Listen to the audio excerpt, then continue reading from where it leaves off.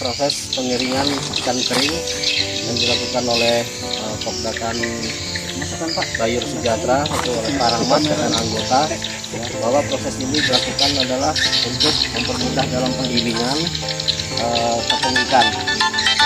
Jadi ini bagaimana Pak untuk masalah ikan kering ini Pak? Apakah ini berapa hari proses pengeringannya?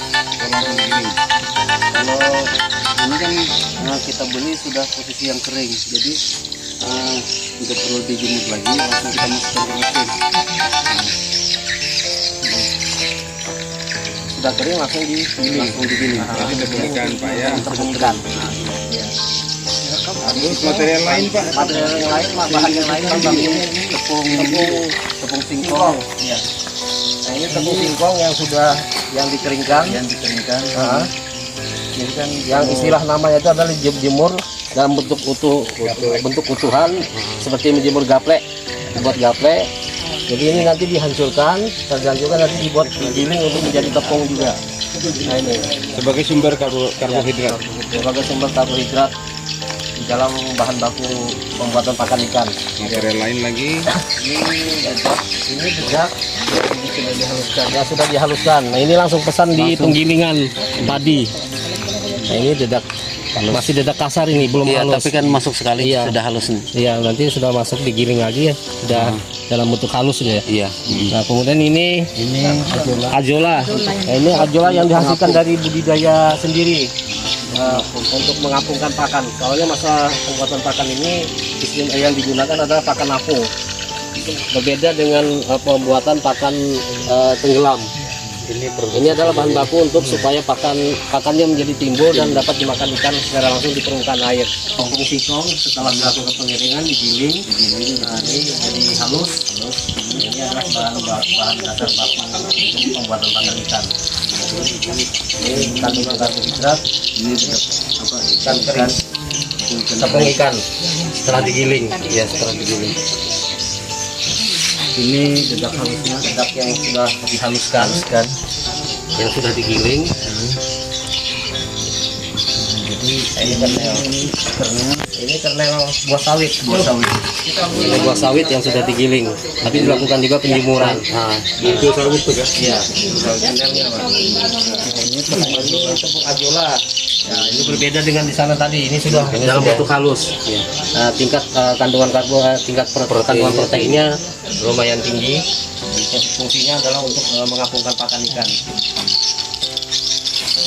Jadi nanti selanjutnya akan dilakukan proses pencampuran bahan baku, di mana nanti dimulai dari jadi ini proses kita kan 50 kilo ya, 50 kilo di rencana kita coba kita pakai pakan tepung ikannya 20 kilo untuk mendapatkan protein lebih daripada 30%-nya. Nah, jadi dedak ini 15 kilo, dedak 15 kilo, ininya 10 kilo.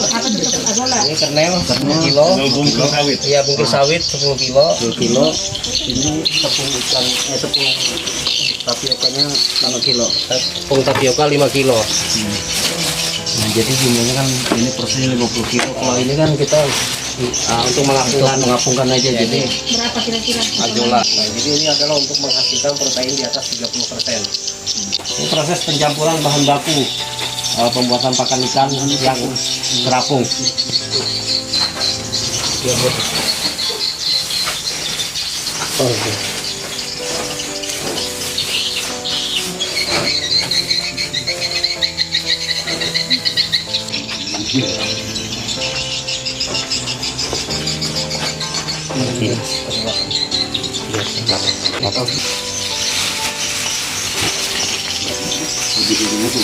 Anu diratakan pakai empar.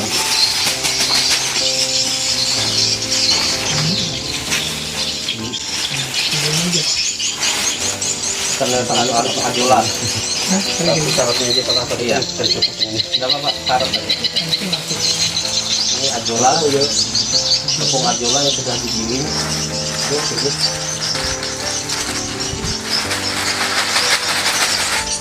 Ya,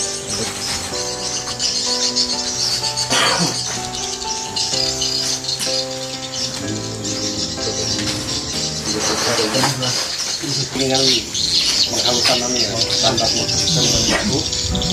Jadi ini adalah proses menghaluskan bahan baku yang sudah dicampur, digiling di sini. Kemudian ini dipasang kain sebagai penampungan dari hasil penggilingan. Kenapa ini dilakukan, diberikan kain yang panjang? Ini supaya dorongan angin yang tertiup ke sini bahan baku tidak kembali keluar, sehingga mengakibatkan debu di ruangan. Jadi dibuatkan supaya panjang, supaya tendangan dari keluarnya bahan baku yang akan digiling itu tadi langsung menuju kepada ujung dari kain yang panjang. Kalau dia terlalu pendek akan kembali keluar. Ini akan berpengaruh terhadap ruangan, polusi lingkungan lah. Jadi ini menyalakan mesin. Ya.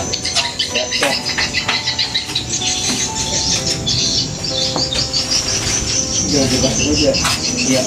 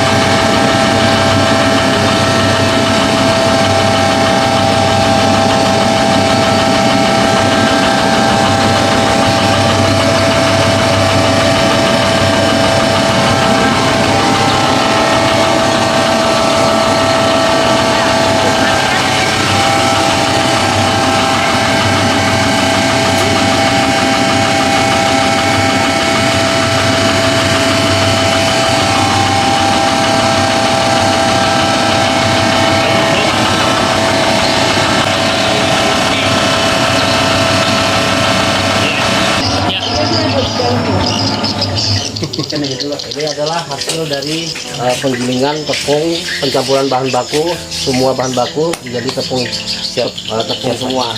Setelah ini dilakukan proses pencetakan pakan yang pada mesin ini, mesin nyeret. Nanti kita akan lihat proses untuk pencetakan pakannya. Jadi pada dasarnya pakan ini yang bisa digunakan untuk benih ikan juga. Untuk benih ikan ini bisa dibuatkan pasta, ditambahkan air, dibuatkan pasta, bisa langsung diberikan untuk benih ikan. Bisa juga diberikan langsung. Jadi yang paling bagus itu sebenarnya harus diberikan air untuk dibuatkan pasta. Ya, kita lakukan proses pencetakan pakan. Pasang tandanya dia, tandanya sudah. Tandanya. Anda belum pasang. Coba Pak, coba Pak. Nah ini mesin ada dua, mesin pencetak pakan dengan mesin penepung. Jadi dua mesin ini adalah merupakan bantuan dari Kementerian Kelautan dan Perikanan, Dirjen Budidaya Plastiknya tuh, Perikanan, plastiknya. bahwa di Kota Samarinda ini telah mendapatkan dua paket bantuan, yaitu Pokdakan Sindo Lestari yang ada di Bengkuas dan di Bayut Sejahtera di Kelurahan Sempaja Utara, Kecamatan Samarinda Utara. Nah, jadi kita akan lihat nanti proses pencetakannya.